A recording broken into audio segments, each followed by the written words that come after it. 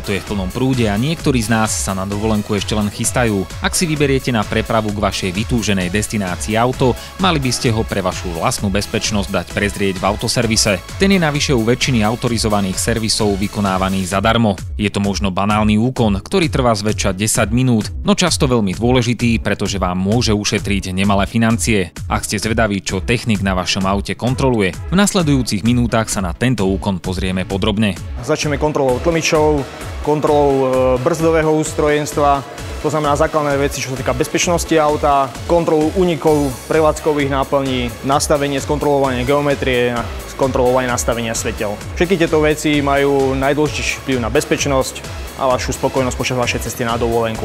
Ešte predtým, ako si dáte svojho miláčika do autoservisu prekontrolovať, mali by ste ho zbežne prezrieť. To znamená, že v aute by nemal byť počuť abnormálny hluk či iné neduhy, ktoré môžu naznačovať väčší problém a tým pádom i zložitejšiu opravu. Ďalej by ste nemali podceňovať výstrahu varovných kontroliek a v neposlednom rade i prípadný zápach v priestore pre pasažierov. Servisný technik vám urobí ďalšiu diagnostiku, na základe ktorej vydá doklad o technickom stave vozidla. Začneme kontrolou tlmičov. Kontrola, ktorá kontroluje, či vlastne máte dobré tlmiče na aute. Výsledok toho je bezpečná jazda, nemôžete dostať šmík na mokrom povrchu, neopotrebujú sa vám pneumatiky. Ďalej by sme pokračovali testom brzd.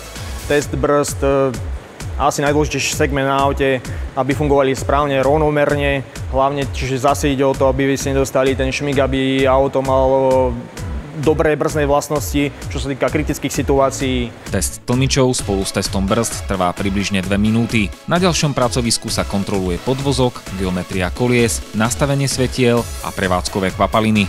Geometria má vplyv na celkovú jasné vlastnosti, to vieme, keď máme trochu nakrivo volant, stačí, aby tam bol minimálny rozdiel a pri ceste 800 km nás z toho bolí ruka, čo musíme stále auto vrácať do svojho jasného pruhu. Svetla asi je jednoznačné správne nastavenie nie z nášho pohľadu, aby sme dobre videli, ale aj z pohľadu protiidúcich aut, ktoré takisto keď oslepíme, ohrozujeme vlastne sami seba tým.